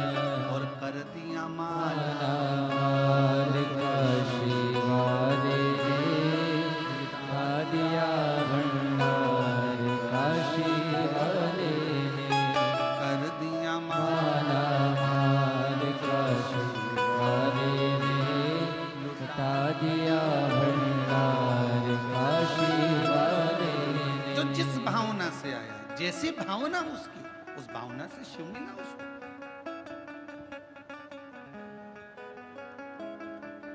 अब इतनी लाखों की भीड़ में पंडालों में जगह नहीं है, लोग बाहर बैठे हुए हैं, गाड़ियों पर चढ़े बैठे हैं, जगह नहीं, रोडों पर बैठे हो। इतनी लाखों की भीड़ में आपके अंदर क्या है, क्यों आए हो, क्या मांगने आए हो, क्या लेने आए हो, शिव से क्या कहने आए हो, हमको थोड़ी ना मालूम, हमको नहीं मालूम। पर आप जिस भावना से आए हो, जिस भाव से तुम पहुंचे हो, शिव को देता है।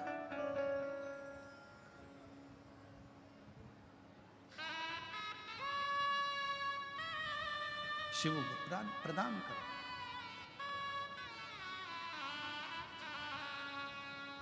तीन स्थान पर अगर मौन भी बैठे हो तो शिव देता है। पहला, बेलपत्र के वृक्ष की छांव में थोड़ी देर मौन होकर बैठकर उसको याद करो, स्मरण करो। दूसरा, शिवालय में, मेरे शंकर के मंदिर में जाकर थोड़ी देर मौन होकर बैठकर प्राप्त कर सकते। तीसरा, शमशान में अगर कोई मुर्दे को जलाने के लिए गए हो, शमशान तक पहुंचे हो, तो थोड़ी देर अगर वहां बैठने का मौका मिला है तो वहां बैठकर ठिठोली नहीं करना, हंसना नहीं, तेज बात नहीं करना, बहुत तेज चिल्लाना नहीं, मौन। मुर्दा जल रहा होगा, रिश्तेदार उसको जला रहे होंगे, तुम्हें मौका मिला है शंकर से 2 मिनट बैठकर मौन रहकर बात करने का।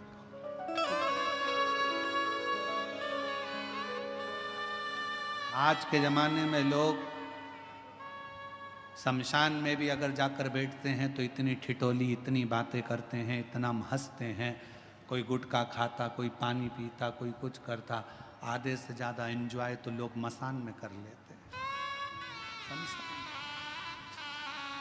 मौका मिले, सेवा करने का मौका मिले तो कथा, अगर आपके नज़दीक में शिव पुराण की कथा हो रही है, सेवा करो। जैसे कई माताएं पानी की बोतल लाती हैं, कोई पाउच लाता है पानी का, कोई टॉफ़ी लाता है, कोई बिस्कुट लाता है, कोई खाने का सामान लाता है। हम इधर रोड से आते हैं, हमने देखा कि वहाँ पर राजस्थानी माहेश्वरी समाज की ओर से स्टॉल लगा हुआ है। लोगों को कभी खिचड़ी, कभी पोहा बांट रहा है। इधर तो हम गए नहीं तो हमको मालूम नहीं। 4-5 रोड हैं, हम कोई एक ही रोड से, जजमान हमारे को जिस रोड से ले जाते हैं वहीं से चले जाते हैं।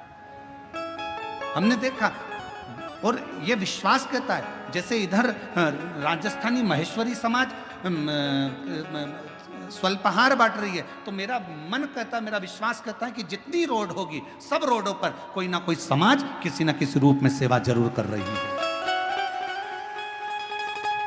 कहीं पे सेन समाज बैठी है तो वो कटिंग दाढ़ी फ्री कर रही है, कहीं पर कोई बैठा है, कहीं किसी रूप में बैठे हैं। मैं सारी समाजों को मैं हाथ जोड़कर नमन करता हूं आपके चरणों को कि इन पूरे भारत की भूमि पर अगर कहीं एकता देखना हो तो एक बार शिव महापुराण की कथा में आकर देखो, सारी समाज लगी रहती है। विशाल संचेती जी तो इसको आगे कथा को लेकर आए। संचेती परिवार तो कथा लाया है, जीवन जी तो कथा लाए हैं, ये पूरा परिवार कथा को लेकर आया। संचेती परिवार, रविंद्र कुमार जी हुए, जीवन जी हुए, ये सब कथा को लेकर आए और इनकी मित्र मंडली और इनके सारे साथी इस कथा को लेकर आए हैं। पर इस कथा को सबसे ज्यादा संभाल रहा है तो पूरा बेजापुर का एक एक बच्चा संभाल रहा है। प्रशासन, यहाँ के कलेक्टर महोदय, एसपी, आईजी, डीआईजी, कमिश्नर, यहाँ के एसडीएम, यहाँ के टीआई, यहाँ के तहसीलदार, यहाँ के एक एक मिनिस्टर, मंत्री, सांसद, विधायक, अध्यक्ष, उपाध्यक्ष, यहाँ के जो भी पदाधिकारी गण हैं वो इस पूरी व्यवस्था को संभालने में लगे हुए पूरी। और बेजापुर की यह कथा ऐसी लग रही है और हमने देखा संचेती परिवार को, हमने इस कथा में पहली कथा है जो हमारे को ये देखने को मिली कि संचेती परिवार ने यहाँ पर आकर ऐसा दर्शाया नहीं कि यह केवल हमारे परिवार की कथा है। बेजापुर की कथा ऐसी लगती है कि बच्चे बच्चे की कथा है, पूरे बेजापुर की कथा। और मैं श्री विशाल संचेती जी को इसके लिए धन्यवाद देता हूँ, बहुत बहुत साधुवाद देता हूँ। ये लगा नहीं कि केवल एक व्यक्ति या एक परिवार की, यह सबकी है।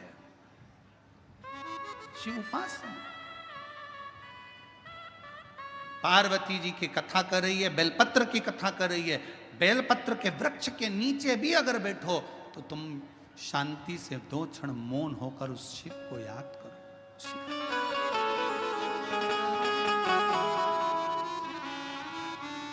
आप शंकर जी के मंदिर जा रहे हो तो उस शिव को याद करो।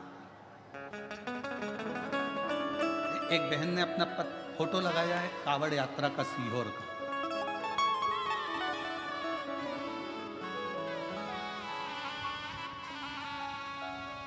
कावड़ यात्रा का उसने फोटो लगाया है बहन ने, और सीहोर की कावड़ यात्रा का फोटो उसने पूर्व का लगाया और उसने पत्र में लिखा, मैं वैशाली दिलीप शर्मा, सुख शांति नगर बेजापुर की रहने वाली हूँ।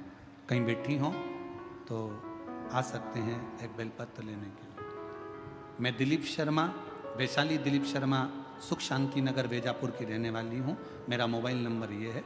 कुबेरेश्वर धाम में कावड़ चढ़ाने का क्या फल मिलता है, कोई मुझसे पूछे। आपने मामा जी और भाई के साथ 2023 में बाबा की कावड़ चढ़ाने के लिए सीहोर आई थी। मन में अपने दोनों बेटों की उज्जवल भविष्य की कामना लेकर आई थी। आप कथा में कहते हो कि सीहोर की प्रदोष की जो कावड़ चलती है और बाबा को जो जल चढ़ाया जाता है, जो मांगा जाता है, वो मिलता है। मैं उस कावड़ में पहुंची, मैंने अपने दोनों बेटों के लिए जो जो मांगा मेरे बाबा ने उस कावड़ में मुझे दिया। मेरा बड़ा बेटा MBBS डॉक्टर बन गया और दूसरा बेटा मेरा IT इंजीनियर बन गया। और बाबा की कृपा से 1 साल के अंदर बाबा ने मुझे इतना दे दिया कि कोई कमी नहीं छोड़ी। ये सीहोर की कावड़ का एक प्रताप है।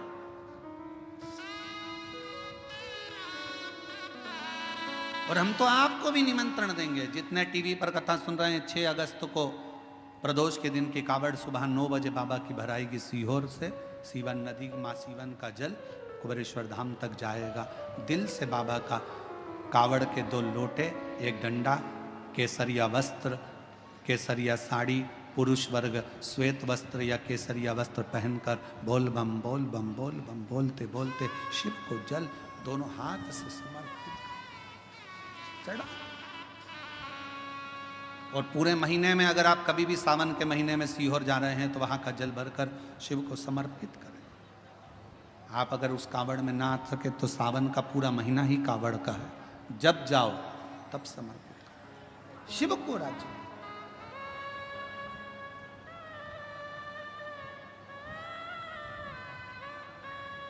तीन स्थान पर मौन बैठने पर भी कुछ मत मांगो तो भी शिव दे देता है। कुछ मत मांगो,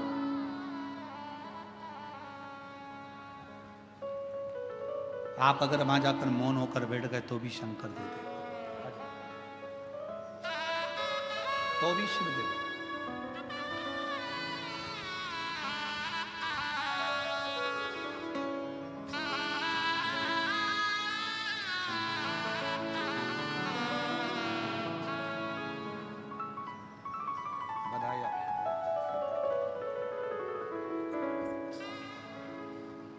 शिव तत्व की प्राप्ति क्यों ना। एक सुंदर सी कथा शिव महापुराण के अंतर्गत आती है।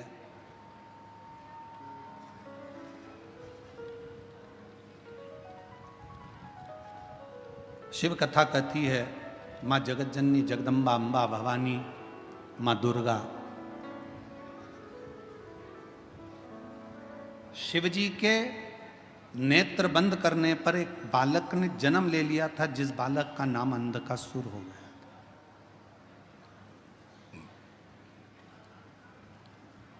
पार्वती जी ने उस बच्चे को अपनी गोदी में ले लिया। ये मेरा पुत्र है, ये मेरा बेटा है। समझाया, भगवान शंकर ने बहुत समझाया कि देखो पार्वती, ये तुम्हारा पुत्र नहीं है, इसको समुद्र में डाल दो। पर पार्वती जी मानती नहीं है।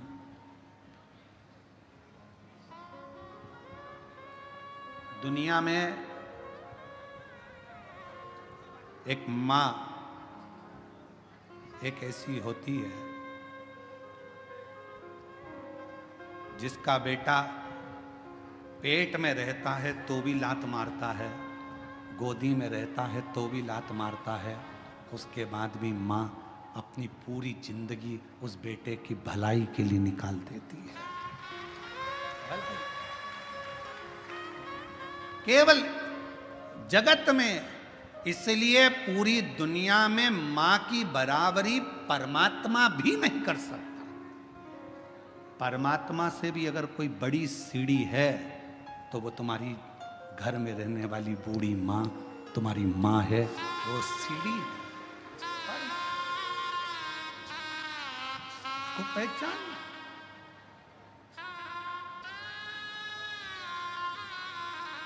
फिर निवेदन करूंगा, लोगों को हमारी बात का थोड़ा बुरा ज़्यादा लगता है तो हमारी बात का बुरा लगे उससे पहले ही आपसे कह देता हूं कि मेरी बात का बुरा लगे तो क्षमा करना, पर कहूंगा जरूर। खाया बिना रह जाऊं पर बोले बिना नहीं रह सकता, इसलिए कहूंगा जरूर।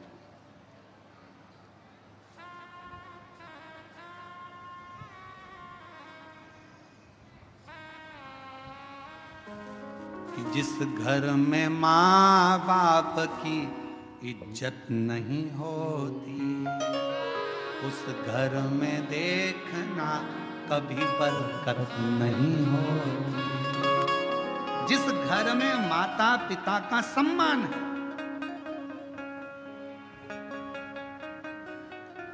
माता पिता का जिस घर में सम्मान, और फिर कहूं, पत्नी अगले जन्म में मिलेगी, बच्चे अगले जन्म में मिलेंगे, तुम जो जन्म लोगे हर जन्म में तुम्हें पत्नी भी मिलेगी। वो कहते ना, तुम गधा भी बनकर पैदा हो गए तो पत्नी मिलेगी, कुत्ता भी बनकर पैदा हो गए तो भी पत्नी मिलेगी, बच्चे भी मिलेंगे, खाने को भी मिलेगा, पीने को भी मिलेगा। पर हर जन्म में जो मां इस जन्म में मिलती है वो हर जन्म में नहीं मिलती है। मां एक बार, उसकी इज्जत करो, सम्मान करो, सत्कार करो। थोड़ा ऊंचा नीचा बोल भी देना तो उसके वचन का बुरा मत मानो, बहुत प्रसन्नता में जवाब दो उसको, मां है। अंधकासुर को गोदी में ले लिया मेरे शिव जी ने, मेरी पार्वती जी ने, और कहा ये मेरा पुत्र है। शंकर भगवान कह रहे हैं ये नेत्र बंद करने के बाद हुआ, इसको फेंक दो। नहीं, मां मां होती है। बेटा कैसा भी हो तो भी मां कभी अपने बच्चे को, हाँ कभी कभी नाराज होती है ना तो गुस्से में बद्दुआ दे देती है, अपशब्द कह देती है, ताना दे देती है, आड़ा टेढ़ा बोल देती है, सब चलेगा।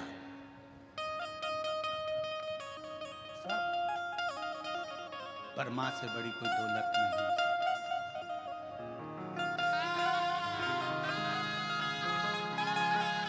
वो कहते मां बच्चों की जान होती है, मां बच्चों की जान होती है। वो होते हैं किस्मत वाले जिनकी माँ होती है। कितनी शीतल है, कितनी प्यारी प्यारी ओ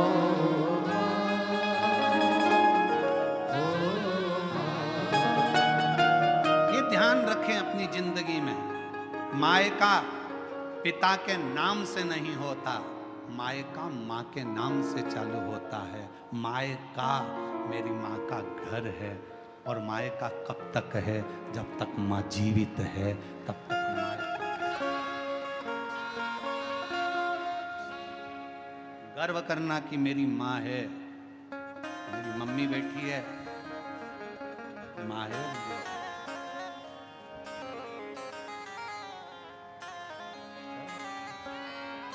अंधकासुर को बड़ा समुद्र में डाल दिया, समुद्र में हिरण्याक्ष ने पाल पोस के बड़ा कर लिया।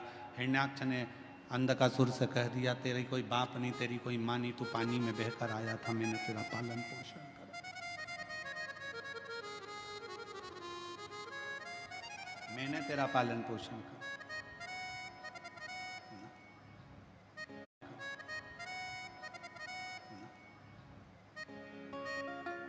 हिरण्याक्ष मर गया, वराह भगवान ने उसके प्राणों को हर लिया। अंधकासुर ने ब्रह्मा जी का तप करा, वर मांगा, मैं मरूं ना, हो नहीं सकता, मरना तो पड़ेगा, तो वर दो, जिस दिन मैं अपनी मां को गलत दृष्टि से देखूं उस दिन मेरे प्राण छूटे।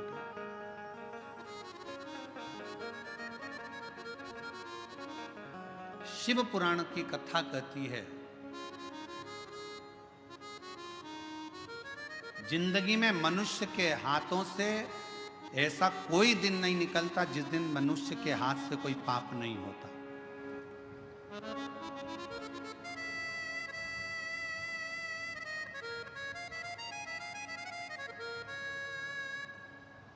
ऋषभदेव जी महाराज का चरित्र श्रीमद् भागवत कथा में आता है, तो ऋषभदेव जी महाराज के चरित्र में 4 स्थान पर पाप होने का क्रम बताया। पहला, झाड़ू लगाते समय छोटे छोटे जीव मर जाते हैं, पाप माथे चढ़ जाता है। ऋषभदेव जी महाराज का चरित्र श्रीमद् भागवत में कहा। दूसरा, कपड़े धोते, नहाते, बर्तन धोते समय छोटे छोटे जीव मर जाते हैं, पाप माथे चढ़ जाता है। तीसरा, अग्नि जलाते समय, गैस जलाते समय, चूल्हा जलाते समय, लाइट जलाते समय छोटे छोटे जीव मर जाते हैं जिसका पाप माथे चढ़ जाता है। चौथा, ऋषभदेव जी महाराज का चरित्र कहता है जब पैदल चलकर जाते हैं तो पाँव के नीचे छोटे छोटे जीव मर जाते हैं। श्रीमद् भागवत में ऋषभदेव जी महाराज का चरित्र कहता है कि 4 स्थान पर हर व्यक्ति से पाप होता है। हर व्यक्ति के मस्तक पर पाप की गठरिया बंधी होती है, पर वो पाप कहां समाप्त होता है? शिव महापुराण की कथा कहती है, जब हम किसी बेलपत्र के वृक्ष के नीचे से निकल कर चले जाते हैं तो हमारे मस्तक पर चढ़ा हुआ सारा पाप एक क्षण में समाप्त हो जाता है। एक क्षण में बेलपत्र के वृक्ष की छांव हमारे संपूर्ण जीवन के पापों को समाप्त कर देती है। इसीलिए रोज पाप होता है तो रोज बेलपत्र के वृक्ष के नीचे 1 लोटा जल चढ़ाया करो, या बेलपत्र के वृक्ष के नीचे से निकल कर जाया करो। अपने मोहल्ले में, अपनी कॉलोनी में अगर कोई बेलपत्री का पेड़ हो तो तुम्हें जाना उधर से है तो पति से कहना इधर से ले चलो, उसकी छांव में से थोड़ा सा निकल कर चले जाएंगे तो हमारी जिंदगी के पाप करना समाप्त हो। अंधकासुर ने मांगा कि मां को गलत दृष्टि से, उसको मालूम नहीं था कि पार्वती मेरी माता है, और पार्वती मैया को ही गलत दृष्टि से देख लिया। शिव जी ने काल भैरव को प्रकट कर कर उस अंधकासुर को समाप्त। मां होती है, किसी को भी गलत विचार से, गलत दृष्टि से, गलत भाव से कभी ना बोलो। जगत में एक बात याद रखना, अपनी माता हो या किसी दूसरे की माता हो, किसी भी माता के लिए कभी गलत ना तो लिखना, ना पढ़ना, ना सुनना, क्योंकि जगत की प्रत्येक माँ अपने बच्चे को गर्भ में रखती है और वो गर्भस्थ रखने वाली माँ कोई साधारण नहीं। मात्र समय आया, आगे बाबा के सुंदर चरित्रों का वर्णन हुआ। भगवान विदल उत्पल को भगवान संहार करते हैं तो भगवान शिव का एक नाम कुंदकेश्वर महादेव पड़ जाता है। भगवान श्री कुंदकेश्वर पधार रहे हैं, जोरदार ताली बजा उनका स्वागत, वंदन, अभिनंदन। आज कथा का 5वां दिवस था जो विराम ले रहा है। कल कथा का 6ठा दिन रहेगा। कथा का समय कल का यही 1 बजे से 4 बजे तक रहेगा। परसों के दिन कथा का समय सुबह 8 बजे से 11 बजे तक रहेगा। कल कथा की शिवरात्रि का उत्सव रहेगा। बड़े प्रेम से आप लोग कथा का लाभ लें। जिन्होंने 5 दिवसीय कथा पूर्ण ना सुनी हो वो कल और परसों की कथा का लाभ लेकर अपने जीवन को धन्य बनाएं और आनंदित करें। हर हर महा बाबा की पवित्र कथा का लाभ आप और हम ले रहे हैं। 12 जुलाई से 18 जुलाई तक श्रावण के महीने की पहली कथा कोरबा छत्तीसगढ़ में स्थान कोरबा छत्तीसगढ़ में होगी, और 30 जुलाई से 5 अगस्त तक सावन के महीने की दूसरी कथा जयंती स्टेडियम भिलाई छत्तीसगढ़ में बोलबम सेवा समिति कल्याण समिति के द्वारा होगी। कथा का समय 1 बजे से 4 बजे तक रहेगा, और 5 तारीख से 9 तारीख तक सीहोर कुबरेश्वर धाम पर बाबा के कंकर शंकर की भूमि पर रुद्राक्ष महोत्सव होगा, जिसमें 5 दिवसीय कथा चलेगी। और 10 तारीख को बाबा की सुंदर शिव दीक्षा गुरु दीक्षा महोत्सव होगा, जिसमें भगवान देवादिदेव महादेव के आराधना पूजन का स्मरण होगा। हर हर जय जय श्री राधे। सभी भक्तों को हर हर महादेव सदा जैसे के साथ श्री शिवाय नमस्तोभ्यम। व्यासपीठ को नमन करते हुए हम सबके प्रिय, हम सबके लाडले ठाकुर कल्लू जी महाराज के चरणों में नमन करते हुए परम सत्य परम आदरणीय विश्वविख्यात पूज्य गुरुदेव के पावन चरणों को नमन करते हुए और आप सभी शिव भक्तों के चरणों में नमन करते हुए सुंदर आज हम सभी ने 5वें दिवस की कथा श्रवण करी। कल 6वें दिवस की कथा में